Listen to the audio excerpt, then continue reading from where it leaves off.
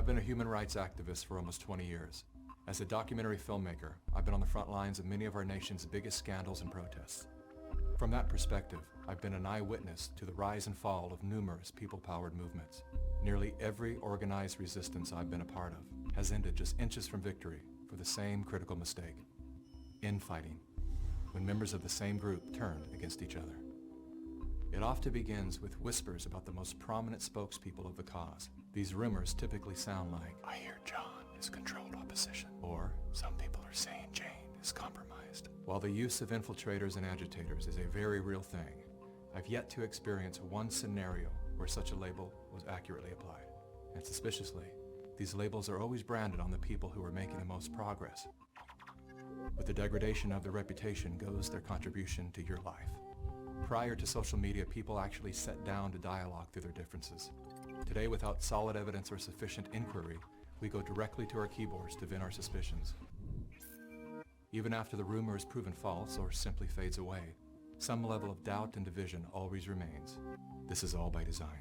Part of what allowed so many people to walk away from Assange was some of the Me Too allegations that had surfaced and that were ultimately discredited, stuck in people's minds. The voices of propaganda are masterful at this game. They knowingly run a false story, then retract it, knowing the lie will reach millions, but very few will see the correction. Amy Coney Barrett's religious faith is being called into question again. She belongs to this People of Praise group, which the Southern Poverty Law Center has labeled them a hate group. When I stated that People of Praise had been deemed a hate group, I just got them mixed up with another group. I conflated them. Ah, okay. That happens, you know, it's easy to do. In the words of former CIA Director William Casey, "We'll know that our disinformation program is complete when everything the American public believes is false." The planting of divisive rumors is one of the most common tactics used in psychological warfare. As the lies bloom, like worker bees, well-intended citizens pollinate the masses with poisonous disinformation. What the gossiping bees fail to realize is that they themselves are doing the work of controlled opposition. They are literally, unwittingly, working on behalf of the very forces they believe they are resisting. Again, all of this is by design. While we've all been distracted by the latest trends and tragedies, everything that has influence on our behavior has been infiltrated by an agenda to control our thoughts. Whether their goal is to make us purchase a product, vote for a political party, or submit to experimental inoculations, there are forces at work who understand the functionalities of your mind far better than you do. Their goal is total control. But because they are the few and we are the many, they can only achieve total control through the age-old tactic of divide and conquer. You're either with them or with us. Never before have we been so divided. Divided by politics, religion, nation, state, race, class, gender, and now, vaccine status. To better understand how we got here, consider these three quotes from The Art of War by Sun Tzu. "The supreme art of war is to subdue the enemy without fighting. Victorious warriors win first and then go to war. The secret lies in confusing the enemy so that he cannot fathom our real intent." Though Sun Tzu lived over 2,500 years ago, his work remains at the heart of our CIA as well as the Chinese Communist Party's strategy today. It's no coincidence that around the same era as Sun Tzu, the words "united we stand, divided we fall" were first recorded. It is unity that will save our communities. As you see in the audience, Muslims, Christians, the Jewish community, Democrats, Republicans, white, black, everyone all in between. This is the example of what you get when you choose to attack all members of the human family. Our greatest power is our numbers, hence the relentless effort to shatter us into broken fragments. As their agendas are being exposed, the dividers will stop at nothing to cover their crimes against humanity. They have bunkers. All we have is each other. The good news is, that's all we need.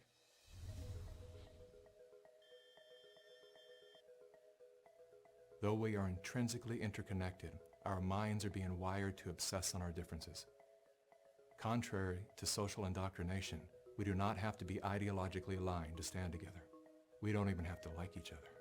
There is only one thing that we must agree on, that freedom is our birthright.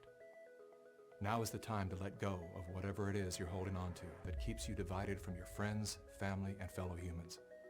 Rise above all the micro dramas and distractions to see that a much bigger story is unfolding. Swallow your pride, humble yourself, let it go. I'm not suggesting that we look the other way when someone is clearly thwarting our forward momentum. There are people who deserve to be called out by name, especially those who are undermining our trust in each other.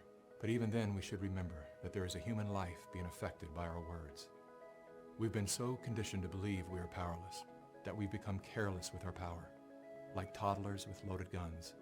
How many times do we need to shoot our own foot till we realize that the power is in our hands? The only thing that can stop us at this point is us. We've all been lied to, scammed, fooled, tricked, conned, and coerced. Yes, it sucks. But here we are, wiser and stronger than we were just 3 years ago. This is the moment for us to activate our innate ability to create solutions. That can only happen through the awareness of symbiosis, defined as a mutually beneficial relationship between different groups. All of life depends on relationships. Every living thing is in communication, from the stars to the planets, the earth, the plants, the elements, the insects, the animals, the humans, and every cell within us. Real change out there begins with real change inside. The question is, how bad does it have to get before we're willing to change? Agenda 21, Sustainable Development. It is the inventory and control plan. Inventory and control of all land, all water, all minerals, all plants, all animals, all construction, all means of production, all food, all energy, all information, and all human beings in the world. And this is a plan that was agreed to by 179 nations back in 1992. It's a United Nations plan. It's called the Agenda for the 21st Century. And so many of us around the world think that sustainable development, it just sounds so great. Isn't it about recycling and creative reuse and creating energy and food resources for everyone? And the answer is no, it really is not. It's about moving populations into city centers, concentrated city centers, and clearing them out of the rural areas. It's constructed of non-governmental organizations, corporations, and government in order to dictate and regulate what it is that happens around the world. Regionalization is the stepping stone to globalization, and globalization is the standardization of all systems. All systems have to be brought into harmony in order to control them all. And the goal of Agenda 21 is one world government and total control from a central unit. The principles are public-private partnerships, which is fascism. And this is how it's implemented on the ground, is through this joining together between corporations, non-governmental organizations, and governments in order to cut out the actual individual, your voter, and instead to take that to a level where we literally cannot penetrate. This is a corporatocracy. It's a totalitarian state being developed right now all over the world. While we are moving towards the end game, we are not there. And this is the opportunity that all of us have now to stand up, to speak out. We are free, and we need to continue to be free. And I do believe that we will win, but we have to become aware that there is a fight. First off, a video. It's going to make you see the future and understand a wonderful future where we can use brainwaves to fight crime, be more productive, and find love. Let's roll. Sensing your joy, your playlist shifts to your favorite song, sending chills up your spine as the music begins to play. You glance at the program running in the background on your computer screen and notice a now familiar sight that appears whenever you're overloaded with pleasure, your theta brainwave activity decreasing in the temporal regions of your brain. You mentally move the cursor to the left and scroll through your brain data over the past few hours. You can see your stress levels rising as the deadline to finish your memo approached, causing a peak in your beta brainwave activity right before an alert popped up, telling you to take a brain break. Your mind starts to wander to the new colleague on your team, whom you know you shouldn't be daydreaming about, given the policy against intra-office romance. But you can't help fantasizing just a little. But then you start to worry that your boss will notice your amorous feelings when she checks your brain activity and shift your attention back to the present.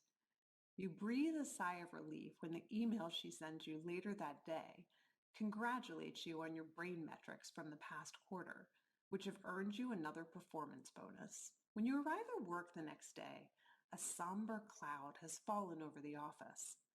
Along with emails, text messages, and GPS location data, the government has subpoenaed employees' brainwave data from the past year. They have compelling evidence that one of your coworkers has committed massive wire fraud. Now, they're looking for his co-conspirators. You discover they are looking for synchronized brain activity between your coworker and the people he has been working with. While you know you're innocent of any crime, you've been secretly working with him on a new startup venture. Shaking, you remove your earbuds. What do you think? Is it a future you're ready for? You may be surprised to learn that it's a future that has already arrived. Everything in that video that you just saw is based on technology that is already here today.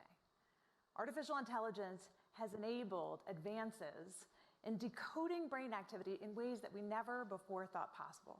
After all, what you think, what you feel, it's all just data. Data that in large patterns can be decoded using artificial intelligence. We're not talking about implanted devices of the future. I'm talking about wearable devices that are like Fitbits for your brain. The newest way to monitor attention is through a device like this one.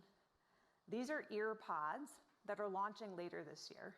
These EarPods, much like the video you watched earlier, are EarPods that can pick up brainwave activity and tell whether or not a person is paying attention or their mind is wandering. Okay, well you might think, fine, but even if we can tell whether a person is paying attention or their mind is wandering, you can't tell what they're paying attention to. You would be wrong. It turns out that you can not only tell whether a person is paying attention or their mind is wandering, but you can discriminate between the kinds of things that they're paying attention to. Whether they're doing something like central tasks, like programming, peripheral tasks, like writing documentation, or unrelated tasks, like surfing social media or online browsing. When you combine brainwave activity together with other forms of software and surveillance technology, the power becomes quite precise. So what do we do with this? What do we do with technology that enables us to monitor brainwave activity for attention? Do we embrace it? Do we resist it? I believe that there is a pathway forward with such technology. We might soon even use the technology to help people wake back up. This is a haptic scarf that MIT Media Lab has developed, which uses brainwave technology in a responsive way to give a person a little buzz, literally, when their mind starts to wander, to help them refocus and hone their attention. I'm giving you the positive use cases because what I don't want the reaction to be is, let's ban this.